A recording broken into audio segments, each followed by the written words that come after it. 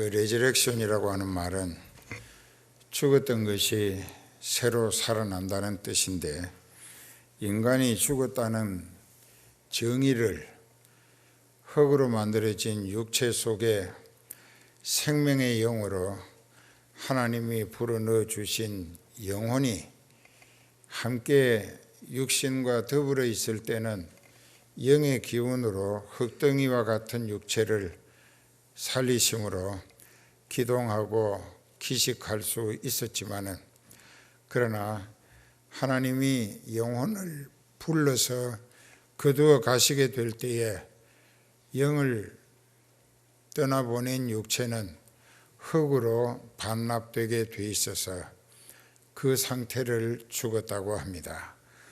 영혼 없는 몸은 죽은 것이라고 야고보서에 기록되어 있습니다.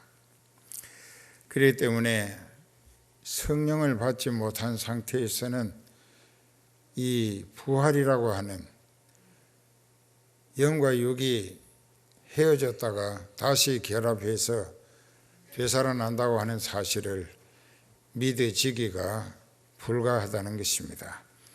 그래서 고린도전서 2장 12절에 보면은 성령을 받음으로 해서 하나님이 우리에게 은혜로 주신 것들을 믿어지게 하려 하심이라고, 성령 받아야 하나님이 하시는 일이 믿어지게 돼 있고, 따라서 나도 예수님과 같은 생명 부활에 참여할 가능성은 내 믿음이 생명 부활에 참여할 자격을 갖추어 졌을 때에 가능하다 하는 것을 성경은 가르치고 있습니다. 오늘 제목을 부활의 증인들이라, 예수님 부활의 증인들을 말합니다. Witness of the Resurrection이라고 했어요. 부활의 증인들이라.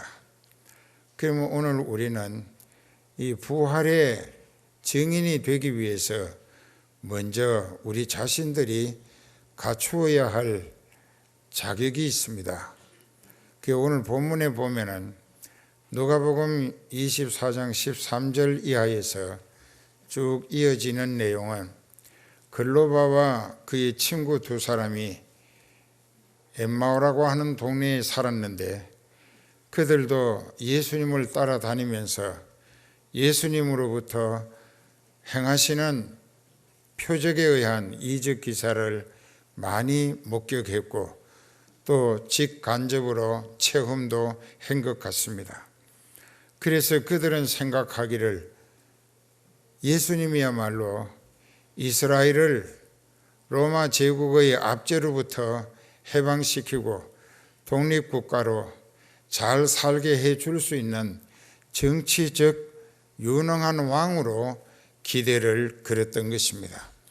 그 시대적 상황이 로마 식민지가 돼가지고 젊은이들은 로마 제국의 세력 확장을 위하여 전쟁터로 내몰리고, 남은 사람들은 로마 제국의 재정 지원을 위하여 피땀 흘리면서 애쓰고 수고해서 얻어진 소득이 있다면 공출로 다 빼앗아 갔습니다.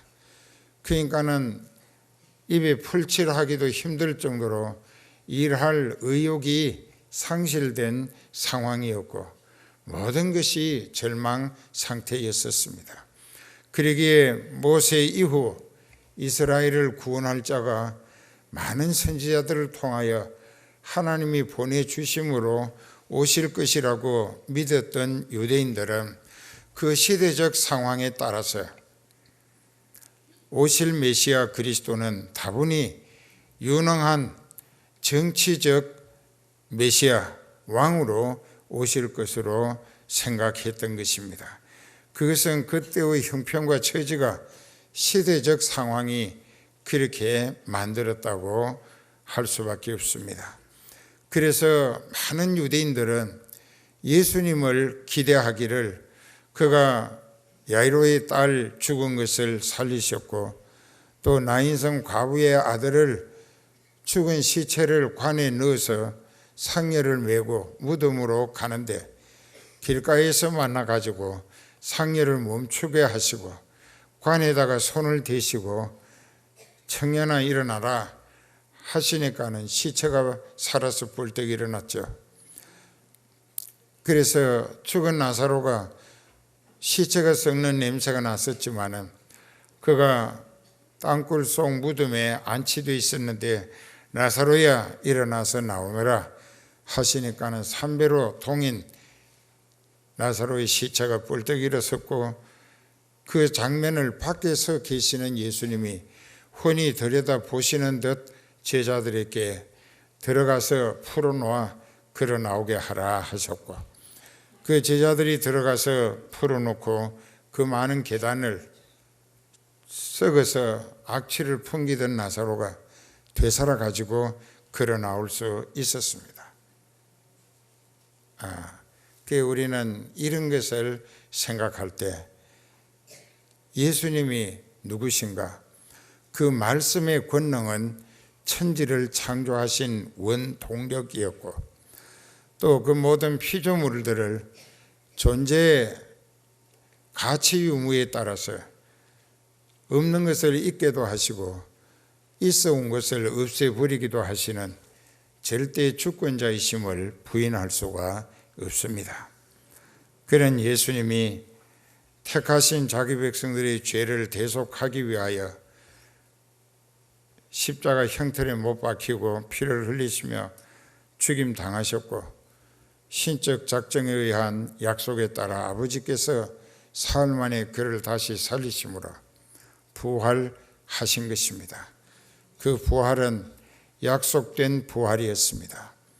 그 부활은 고린도전서 15장 20절에 보면 예수님이 사망의 권세를 이기시고 무덤에서 다시 살아나오심으로 부활의 첫 열매가 되셨다고 했습니다.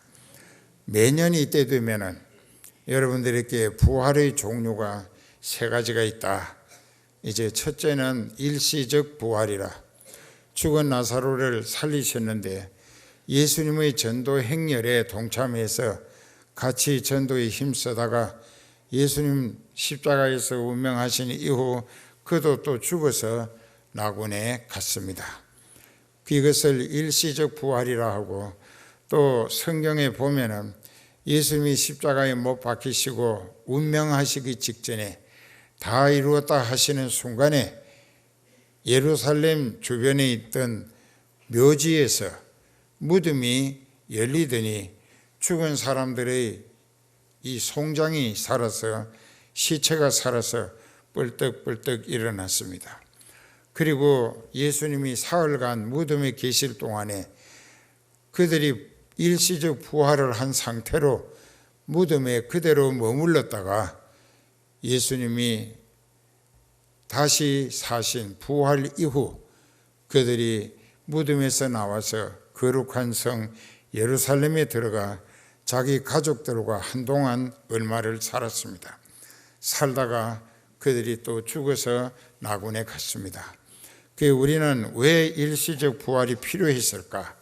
예수님은 요한복음 11장 44절에 나는 부활이요 생명이니 나를 믿는 자는 죽어도 살겠고 무릇 살아서 나를 믿는 자는 영원히 죽지 아니하리니 이것을 네가 믿느냐고 마르다에게 질문하셨습니다. 그때 예수님은 자기를 믿는 사람들에게까지 생명의 부활이 가능할 수 있음을 선언하셨던 것입니다. 그래서 이제 일시적 부활은 아까 말씀드렸고 예수님은 부활 중에 생명 부활로 영원히 사는 생명, 영생하는 생명의 부활로 살아나신 첫 번째 사람이라 그래서 첫 열매라고 하십니다. 다시는 죽는 일이 없습니다. 그리고 요한계시록 20장 11절 이하에 보면은 천년왕국이 끝난 다음에 이제 예수님이 흰 보좌에 백보좌에 앉아서 생명책과 행위록이 기록된 책들을 펴놓고 죽은 자들을 물론 대소하고 심판을 하시는데 바다와 사망이 그 가운데서 죽은 자들을 내어주매 저희가 다 부활을 합니다. 이것은 심판받기 위한 부활입니다. 일시적 부활이 있고 일시적 부활은 구원 얻은 사람들이 해당됐습니다. 그리고 또 생명의 부활도 예수님이 그 첫 열매로 구원 얻은 성도만이 기대할 수 있는 영생의 소망인 것입니다. 뿐만 아니라 마지막 세 번째 심판받기 위한 부활도 있습니다. 여러분들이 교회는 다니고 오늘도 여기 꽉 차서 아주 보기 좋은데 잘 생각해 보세요. 자기 믿음이 예수님과 같은 생명 부활에 참여하기를 목적으로 그 신앙을 위하여 마음, 뜻, 정성을 집중하고 있는가? 그런데 육신이 세상 현실적인 의식주 문제에 마음과 뜻과 정성을 더 기울인다면 그 사람의 신앙은 거짓이고 가짜일 수밖에 없습니다. 생명 부활이 아니라 부활은 합니다. 믿었든 안 믿었든 생명 부활 아니면 심판의 부활이라. 그러니까는 천년 왕국, 그리스도의 왕국이 이루어지고 끝나게 될 때 이제 심판의 부활을 통하여 그들이 예수님 앞에서 자기들이 한평생을 어떻게 살았는가, 성원교회 다니면서 회개하기도 했다가 또 안 믿겠다고 세상 죄악에 빠져서 마귀와 짝하고 할지 못할지 다 해가면서 지옥 갈 길을 재촉했다면 그는 부득이 심판의 부활로 하나님이 분명히 그도 살리십니다. Must be resurrection이라. 반드시 부활은 있다. 그러니까 생명 부활 아니면 심판의 부활이라. 그렇기 때문에 그때 이제 그 인생이 예수님 앞에 보좌에 앉으신 예수님 앞에 서게 될 때에 그 사람이 변명할 것 아닙니까? 나 성원교회 다니면서 장로도 했고 뭐 권사도 했고 집사도 했다고 또 목사도 했다고 그럴 수도 있을 거예요. 그러나 그때 그래? 그러면 여기 생명책이 있으니 이 생명책에 네 이름을 한번 찾아서 제시하라. 할 때 아무리 찾아도 생명책에 이름이 없다. 그리고 네가 지금 변명을 하는데 네가 어떻게 살았는가를 내가 전부 보여주겠다. 요즘 DVD를 통해서 틀기만 하면은, 옛날에는 비디오 테이프가 있었습니다. 틀기만 하면은 그 모든 행적이 낱낱이 스쳐간 생각까지 입체적으로 다 드러날 때 입이 100개가 있어도 할 말이 없을 겁니다. 그게 자기가 생각하고 말하고 행동한 것이 입체적으로 스크린처럼 전부 비쳐 지나가게 될 때에 무슨 할 말이 있겠습니까? 입이 딱 붙게 되겠죠. 그렇게 살았기 때문에 내가 너를 위하여 내 아들을 희생했고 그 목자를 세워서 그토록 철저히 회개하고 온전한 믿음으로 구원을 얻어서 하늘나라 가는 생명 부활에 참여하도록 애타게 일러줬건만 너는 듣지 않았다. 귀념으로 듣고 지금 저기 졸고 앉았다고. 저렇게 해가지고 무슨 천국 가겠는가. 그러니까 우리가 신앙생활은 내 남은 평생뿐만 아니고 영원한 내 영의 소망을 가꾸느냐 실패하느냐. 가꾸면 천국 갈 수 있고 실패하면 지옥 갈 수밖에 없다. 그래서 거기 보면 그렇게 되어 있습니다. 그들의 행위록에 기록된 대로 심판을 받고 사망과 음부도 불못에 던지우니 이것이 둘째 사망 곧 지옥이라고 했습니다. 구원 얻지 못한 사람들이 죽어서 바로 지옥 가지 않습니다. 음부라고 하는 대로 갑니다. 그것을 이제 게헤나라고도 하데스라고도 영어 성경 어떤 곳에는 블랙홀이라고 또 영어 성경에는 제일이라고 제일 유치장이라는 뜻입니다. 갇혀 있는 곳이에요. 근데 부자와 나사로의 비유에서 누가복음 16장 19절 이하에 그때 그 부자가 들어간 곳이 음부였었습니다. 거기가 지옥 들어가기 위한 사람들이 모여있는 대기소인데 왜 대기하느냐? 그리스도의 왕국이 끝나고 흰 보좌에서 예수님이 최후 심판을 하실 때까지 지옥 가야 할 인생들이 음부에서 대기시키는 곳입니다. 그래서 우리는 이런 것을 괜히 이 목사가 설교하는 말이라고 귀념으로 흘리지 말고 언젠가 여러분들도 죽습니다. You must be die. 당신도 반드시 죽는다. 이게 반드시 죽어. 나도 이번에 갈 뻔했었는데 나는 가면 요단강 건너서 하늘나라 갈 거예요. 갈 준비가 아주 됐는데 하나님이 또 이렇게 살려가지고 시키실 일이 더 남아 있으신가 봐요.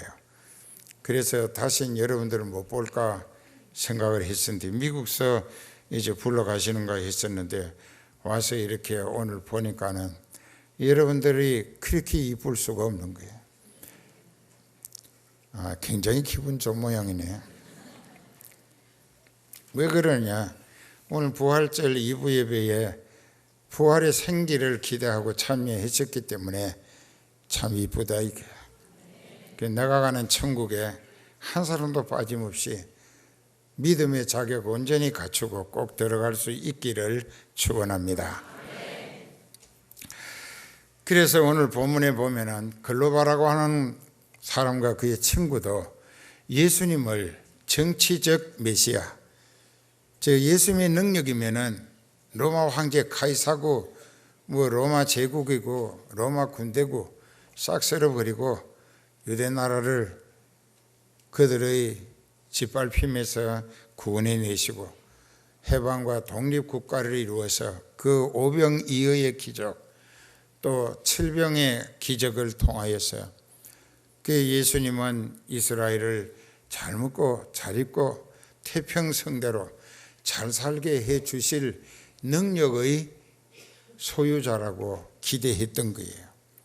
그랬는데 그분이 유대교의 타락한 지도자들과 또 로마 군대의 행포로 인하여 갈보리산 언덕에서 최고 형틀인 참 불행한 형틀인 부끄러운 형틀인 십자가 형틀에 속절없이 못 박히고 죽임당해 끝나버리는 모습만 기억하고 그들이 실망을 하고 자기 고향으로 돌아갑니다.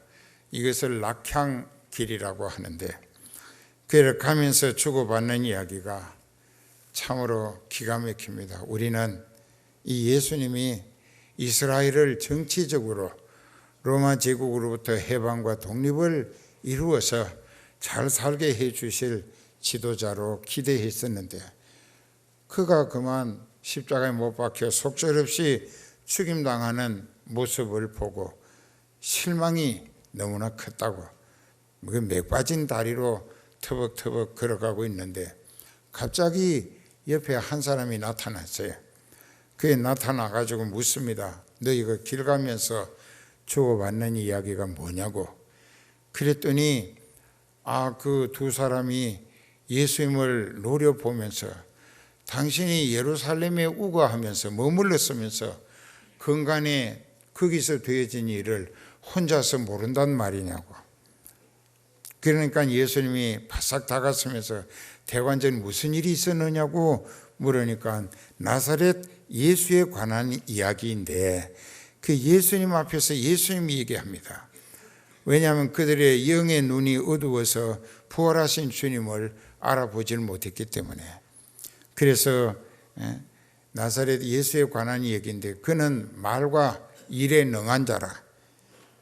우리가 로마 제국 압제로부터 해방과 독립을 시켜줄 수 있는 정치적 구원자로 기대했었는데 그가 우리 장로들과 서기관들 그리고 로마 군병들의 행패로 십자가 형편에 못 박혀 죽은 지 오늘이 사흘째라고.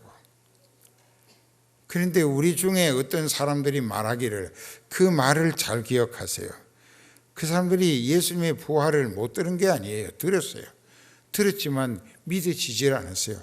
우리 중에 어떤 사람들이 말하기를, 여자들이 새벽에 무덤에 갔다가 천사들이 말하기를 그 예수님은 살아나셨고 여기 계시지 않다고 하는 말을 나도 듣기는 했지만 그러니까 안 믿어져서, 오늘 부활절인데 여러분들이 여기 참여하셨는데 장 목사처럼 부활의 신앙이 믿어진다면 부활의 생기를 공급받을 수가 있습니다. 그런데 안 믿어지면 상관이 없어요. 다시 절망 가운데 힘드는 인생을 죄값에 시달리며 살다 지옥 갈 수밖에 없다고. 그러니까는 이 글로바와 그의 친구도 자기들이 입으로 말한 것을 보면은 우리 중에 어떤 여자들이 새벽에 무덤에 갔다가 천사들의 말에 그가 부활해서 살아나셨고 여기 계시지 않다고 하는 말을 했다고 자기들 입으로 고백했다고. 그러면서도 믿지 않는 거예요. 또 예수님이 길 가는 사람인 줄 알고 예수님께까지 전언했지만은, 말을 전했지만은 자기네들은 믿지 않았던 거예요. 그래서 낙심이 되는 거예요. 그러니까 교회 다니는 사람 중에 부활 신앙의 확신, 믿어지게 하심을 받은 사람은 복 있는 사람이라. 그 사람은 하늘나라 갈 사람이고 땅에 사는 날 동안 사망을 이기신 부활의 생기와 능력을 힘입어 살게 될 수 있다는 것입니다. 그렇기 때문에 그 맥이 빠져서 계속 갑니다. 그러니까는 예수님이 말씀하십니다. 모세와 선지자들이 구약 성경에 말한 모든 것을 마음에 드디 믿는 자들이에요. 그리스도가 이와 같은 고난을 받고 택하신 자기 백성들의 죄를 대속하기 위하여 십자가 형틀에 못 박히고 피 흘리며 죽임 당해야 하는 것이 그리스도가 그리스도 되는 과정으로 반드시 거쳐야 할 과정인데 왜 그걸 못 믿느냐? 그리고 하나님이 그를 다시 살리시기로 약속하셨기 때문에 그가 다시 살아나셨는데 왜 못 믿는가고. 그래서 그러다 보니까 어느새 25일을 갔어요. 해가 저뭅니다. 그러니까 그 두 사람이 예수님을 붙들고 예수님인 줄도 모르고 그분이 성경을 풀이해서 말씀하실 때 그들의 마음이 뜨거워졌더라. 우리는 사도행전 10장 44절에 보면은 고넬료의 집에 베드로가 초청받아 갔을 때에 베드로가 그들에게 하나님 말씀을 성령이 대언하게 하심으로 설교했을 때 그들의 마음이 뜨거워졌어요. 회개했어요. 그리고 그들에게 말씀 듣는 모든 사람에게 성령이 임하시더라고 했습니다. 그래서 베드로가 동행한 사람들을 통하여 세례를 주라고 했고 그들은 성령 받은 즉시 그들의 생각, 말, 행동이 자기 중심에서 예수님 중심으로 완전히 바뀌어지더라. 그때부터 그들은 하나님 높이기를 시작하더라. 그러니까 하나님 섬기는 목적으로 바뀌어지더라. 왜? 성령 받았기 때문에. 그랬는데 이제 지금 그 말씀입니다. 그 해가 졌기 때문에 저 손님 이제 아직 더 가실 모양인데 날도 저물고 그러니까 어둡기도 하고 저희 거처에 가서 쉬시고 가시라고, 오늘 밤 쉬시고.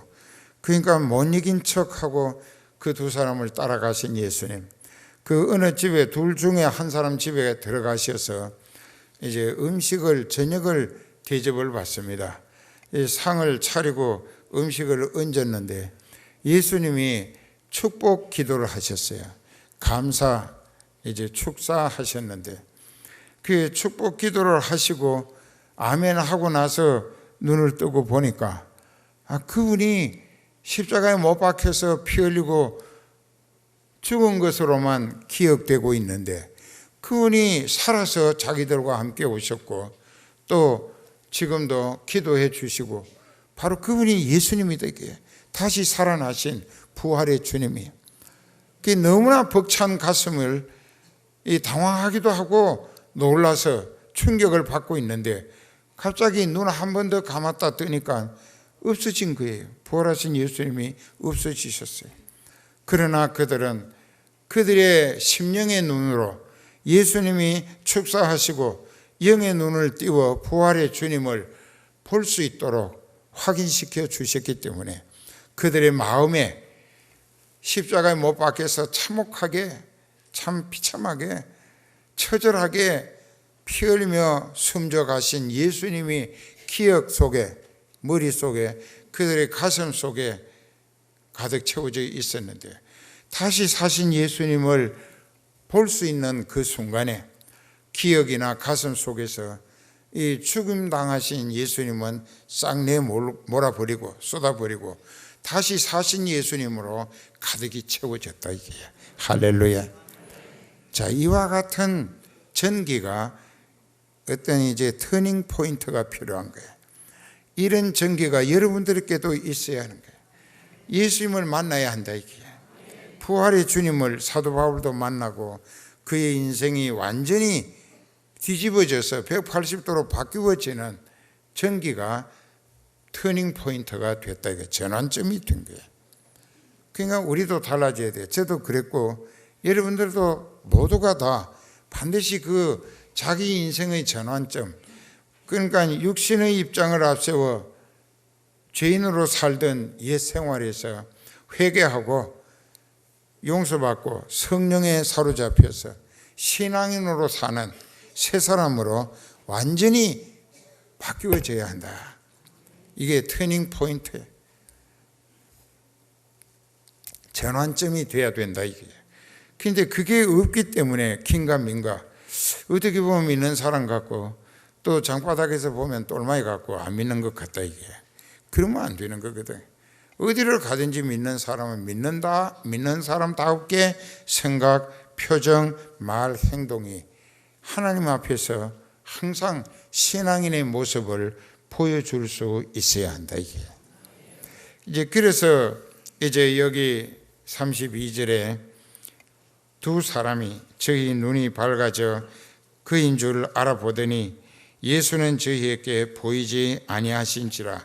32절에 저희가 서로 말하기를 글로바와 그의 친구끼리 말합니다. 길에서 우리에게 말씀하시고 우리에게 구약 성경을 풀어주실 때에 우리 속에서 마음이 뜨겁지 아니하더냐. 그 외치는 자만큼만은 생명수가 말랐다고 여러분들이 찬송 부르지요. 지금이 그렇습니다. 뭐 라디오나 TV나 유튜브나 뭐 인터넷 사이트에서 온라인 또 오프라인 뭐 여러 중장파 또는 그 라디오 이런 설교들이 막 전 세계적으로 쏟아져 들리는데 들어보면 사람의 말이 너무 많다 이게. 그 사람의 신학적인 편견이나 그 사람이 처한 환경에 대한 어떤 푸념 같은 설교, 이런 것이 자기를 PR하기 위해서 예수님 성경 구절만 읽어놓고 그 다음에 자기 얘기만 계속해야 된다 이게. 그러면 영혼의 소망을 줄 수가 없습니다. 들어봐도 교회 간 목적과 기대가 어긋난다 이게. 나는 영적인 생명의 말씀을 들으러 갔는데 가니까 사람의 말뿐이다 이게. 말재가 아니고 지식 자랑이고. 그렇다 보니까 영혼은 계속 굶주리고 목말라. 그래서 빨리 예배 끝나기를 기다렸다가 어디로 가서 영적인 갈증을 풀고 이 영혼의 새 힘을 얻을 수 있을까. 그래서 어느 교회는 성령이 역사하신 데더라. 그리로 또 가는 거예요. 그러니까는 교적이 여기 등록이 되어 있어도 여기서 영적인 욕구와 기대가 해결되지 아니하면 예배는 빨리 끝나기를 기대하고 다른데 성령의 역사가 있는 하나님의 말씀이 성령으로 대언하고 성령이 권세와 능력으로 역사하시는 교회를 찾아 헤매야 하는 입장이 오늘 한국 교회와 세계 교회의 불행한 행태가 아닐 수 없다. 이런 시대에 우리가 살고 있어요. 그래서 이제 구약 성경에 보면은 젊은이들도 물이 없어서 목이 가란 게 아니라 하나님의 말씀을 듣지 못한 갈증으로 바다 이 끝에서 저 끝까지 생명수 진리의 말씀을 찾아 헤매게 될 때가 온다라고 했는데 지금이 아닌가 싶습니다. 그래도 여러분들은 성원교회 와서 설교 들을 때에 여러분들이 마음에 비수가 파고드는 것처럼 찔러 쪼개이는 것 같고 뜨거워지는 것 같고 그래서 많은 깨달음을 얻고 회개도 하게 된다. 이게 그것이 무엇이냐? 여기 엠마오로 갈 때에 낙심하고 가는 그들에게 그래도 그들을 하나님이 택해 놓은 대상들이기 때문에 너무 실망하고 무거운 발걸음으로 낙향하는 그들에게 예수님이 부활하신 모습으로 다가가시어서 그들로 하여금 부활신앙으로 하늘 소망의 구원을 얻게 해 주셨다. 오늘 우리도 이 가운데 똑같은 역사가 예수님이 역사하심으로 모두가 다 새 생명으로 새 소망 부활신앙으로 거듭나는 시간 되게 하실 줄 믿습니다. 그래서 이 사람들이 이제는 밥 먹을 여유도 없어요. 밥상 축복기도 받아놓고 그냥 내버려 두고 일어나서 25일을 이제는 생기와 소망이 넘치는 그 부활의 생기가 그들의 영육에 넘치도록 채워져서 힘있게 25일을 단숨에 달려서 올라갔습니다. 올라가가지고 11 제자와 다른 믿음의 형제들이 모인 곳에 찾아갔어요. 그 가가지고 왜 갔느냐? 자기네들이 부활의 주님을 만났다. 예수님은 돌아가신 것으로 끝난 것이 아니라 다시 사심으로 우리의 소망이 믿을 만한 근거가 우리에게 확인되어졌다고 그 소식을 부활의 소식을 전하고 싶어 밥 먹을 시간도 없고 지체할 여유가 없었던 거예요. 단숨에 올라갔어요. 올라가서 그 얘기를 하려고 하는데 올라가니까는 시몬에게 나타나신 부활의 주님을 얘기하는 소리를 그들이 듣습니다. 그리고 또 누구에게도 부활하신 주님이 만나 주셨다.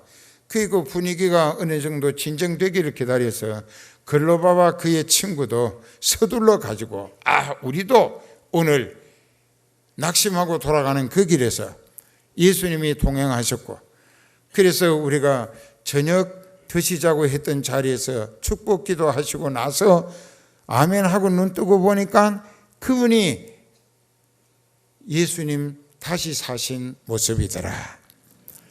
그래서 한 번 더 보려고 하니까 사라지셨다. 그래서 우리가 그 부활의 주님을 증거하기 위해서 절망의 심령을 부활의 생기가 넘치는 믿음의 사람들로 바뀌어지게 해주려고 달려왔다. 그때가 밤중인데 그래서 부활의 생기와 소망이 넘치는 분위기가 무르익어 갑니다. 그런데 바로 그 자리에 또 예수님이 부활하신 모습으로 나타나셨어요. 여기 36절에 들어갑니다. 이 말을 할 때에 예수께서 친히 그 가운데 서서 가라사대 너희에게 평강이 있을지어다 하시니 인사법이지요. 저희가 놀라고 무서워하여 그 보는 것을 영으로 생각하는지라. 예수께서 가라사대 어찌하여 두려워하며 어찌하여 마음에 의심이 일어나느냐. 내 손과 발을 보고 나인 줄 알라. 또 나를 만져보라. 영은 살과 뼈가 없으되 너희 보는 바와 같이 나는 있느니라. 이 말씀을 하시고 손과 발을 내보이셨지만은 아무도 만져볼 생각도 못하고 보여지니까 믿어질 수밖에.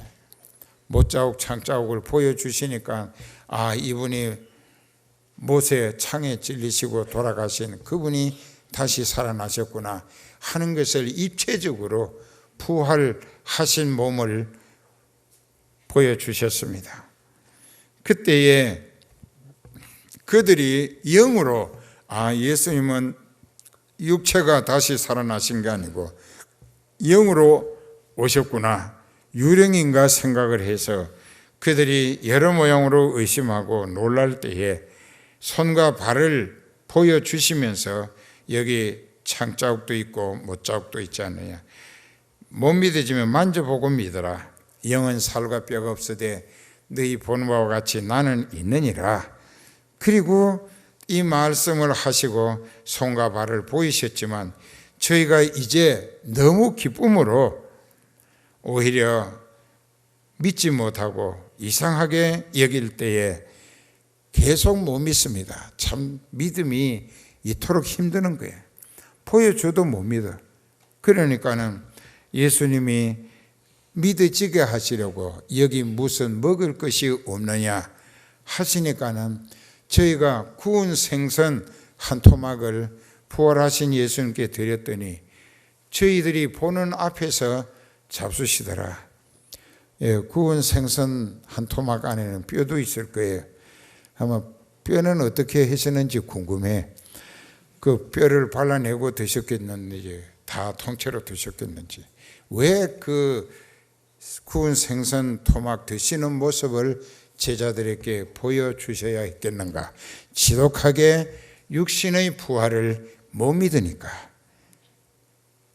믿어지게 해주시기 위해 예수님이 애를 쓰시는 모습입니다. 오늘도 교회 다니는 사람은 많습니다. 전 세계로 주일날 교회 가는 사람이 66억 중에서 17억 9천이나 되는데 그 중에 가짜가 80%라. 천국 진짜로 갈 사람은 20%밖에 안 된다. 거짓 신자들이 너무 많고 참 안 됐다 이깁니다. 그러니까 예수님은 애간장이 타시는 거예요. 그래서 자기가 쓰시는 종들을 통하여 믿어지게 해 보이시려고요. 지금도 이적 기사를 나타내시는 거예요. 그게 표적이에요. 초자연적인 능력으로 이적 기사를 나타내시면서 그것이 왜 지독하게 못 믿는 사람들에게는 체험을 통해서 믿어지게라도 해 주셔야겠다는 예수님의 간절한 소원 때문입니다. 그래서 여기 무슨 먹을 것이 없느냐 하시니까는 이에 구운 생선 한 토막을 드리고 받으사 그 앞에서 잡수시더라. 이것은 예수님이 육체로 영과 재결합한 생명의 부활의 입체적인 증거인 것입니다. 그래서 우리도 이 다음에 생명 부활로 되살아나고 나면 그리스도의 왕국에 들어가서 거기 가서 생명수 강가에서 생명 과일을 다시 먹을 수도 있을 것 아닌가. 그 요한계시록 19장 이하에 보면은 쫙 설명이 있습니다. 그리고 또 이르시되, 잘 들으세요. 내가 너희와 함께 있을 때에 너희에게 말한 바 곧 모세의 율법 선지자들의 글 시편의 나를 가리켜 예언된 모든 것이 다 이루어져야 할 것이라고 내가 너희에게 말한 그 말씀이 예수님 자신을 통하여 성취된 사실을 부활을 통하여 밝히시고 증명하셨다. 자, 구약에 예언된 대로 나는 내 백성의 죄를 대속하느라고 죽임당해야 했고 다시 아버지께서 살리심으로 부활해야 하셔야 했고, 그리고 지금 너희 앞에서 그 구약 성경의 예언으로 기록된 모든 것이 내게 다 이루어진 성취의 모습이 바로 지금 부활한 나다 이거예요. 알아들어요? 그러니까는 성경대로 되어졌다. 이것은 가장 정통한 신앙입니다. 그 성경대로 되어졌다. 그 성경에 없는 말씀을 보태가지고 하거나 또는 성경에 있는 말씀을 빼버리고 자기의 어떤 비뚤어진 목적을 주장하기 위하여 백성들을 미혹하고 선동한다면 그 인생은 성경에 기록된 저주를 다 받고 지옥 간다고 요한계시록 22장 그 덩어리에 기록되어 있어요. 그래서 여기 예수님 자신이 바로 구약 성경에 예언된 모든 말씀의 주인공으로 자기가 다 성취된 주인공이다, 이렇게 밝히시는 것입니다. 이에 저희 마음을 열어, 마음을 열어, 이제 영의 눈을 열어서, 이 말씀이 참 중요하니까 잘 기억하세요. 성령으로 영의 눈을 띄워서 또 마음의 심령을 깨닫게 하셔서 성경을 깨닫게 하시고, 하나님이 성령으로 우리들에게 말씀 들을 때에 깨닫게 해 주심을 받는 사람은 복이 있다.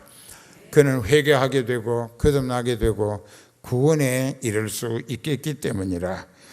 그래서 이제 예수님이 저희 마음에 성경을 깨닫게 하시고 또 이르시되 이같이 그리스도가 고난을 받고 제3일에 죽은 지 3일 만에 살아날 것과 또 그의 이름으로, 즉 예수라는 이름으로 죄를 용서받을 수 있게 하는 회개와 또 예루살렘으로부터 시작해서 땅끝까지 모든 민족에게 예수 그리스도의 대속의 죽음 또 생명의 부활, 그리고 그 이름으로만 회개해서 죄사함을 받을 수 있다는 것이 복음의 핵심적인 내용입니다. 마태복음 1장 21절에 천사 가브리엘이 처녀 마리아에게 북에서 일러줍니다. 네가 성령으로 잉태하여 아들을 낳을 것이니 그 이름을 예수라 하라. 이는 저가 자기 백성을 저희 죄에서 구원할 자이심이라.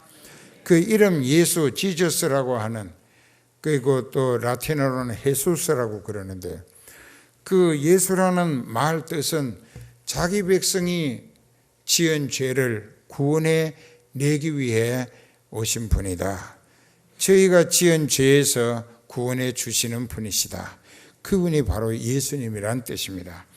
그래서 우리가 예수 이름을 전하는 것은 당신의 죄를 하나님 법대로 대속해 주신 예수님, 그 예수님 앞에 회개하고 그 이름으로 죄를 용서받아야 죄값의 저주와 지옥 형벌을 면할 수 있고, 오히려 성령에 이끌리고 믿음으로 살면 하늘나라 갈 수 있다. 이렇게 해서 구원의 복음을 전해야 한다는 것입니다. 그 다음에 이제 48절에 봅시다. 너희는 이 모든 일의 증인이라. 위드네스라, 증인이라. 지금 네가 내게 들었고 부활한 나를 보았고 또 내가 영육이 다시 합쳐져서 생명 부활로, 그 부활은 구운 생선도 먹을 수 있는 영과 육의 합성체다.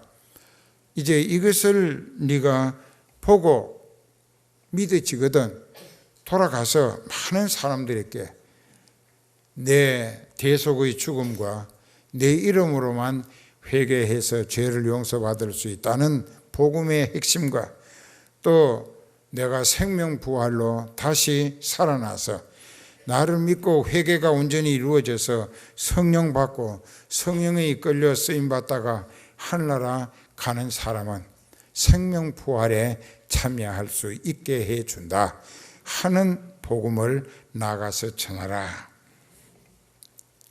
그래서 너희는 이 모든 일의 증인이라. 볼지어다 내가 내 아버지의 약속하신 것을 너희에게 보내리니.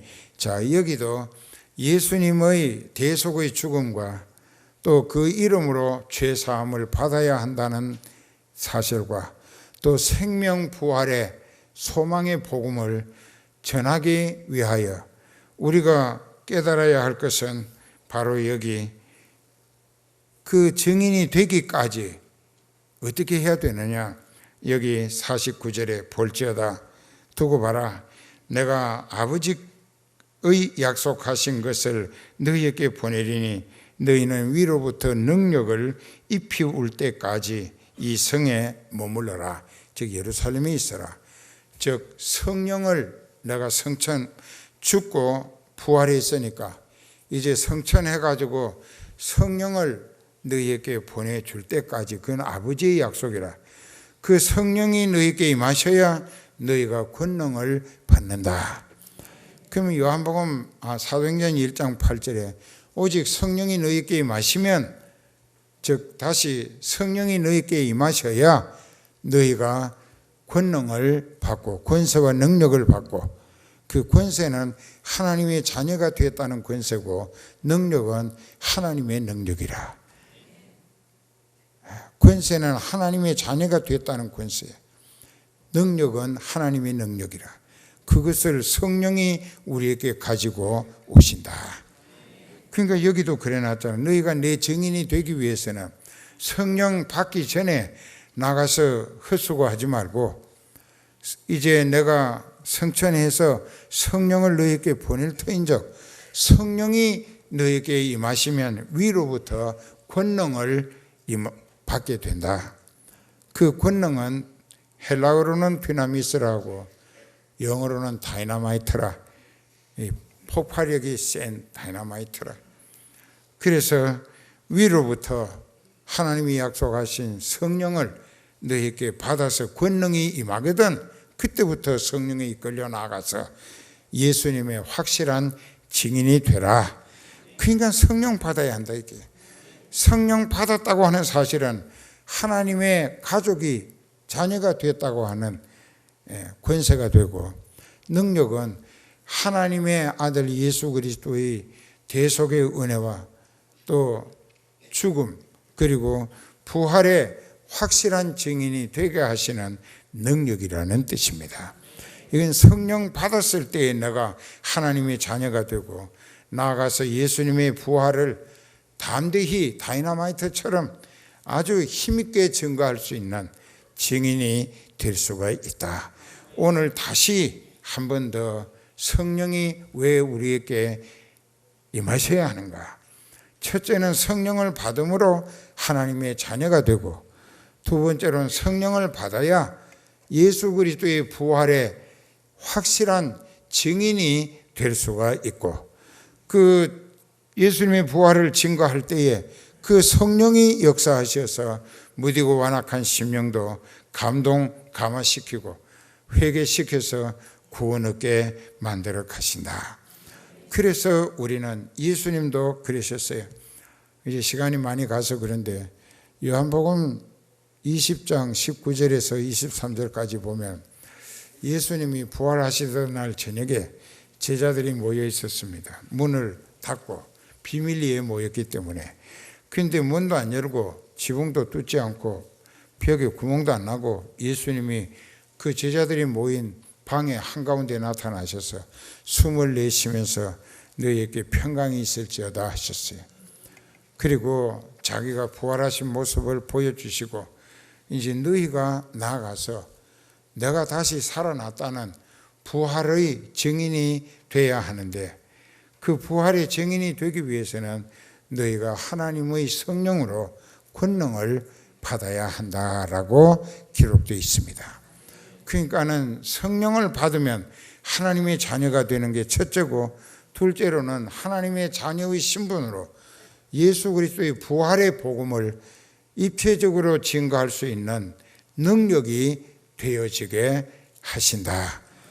그 성령이, 나는 그냥 가서 입으로 전하면 그 말 속에 성령이 역사하셔서 이 완악한 사람, 무딘 사람까지도 회개시키신다.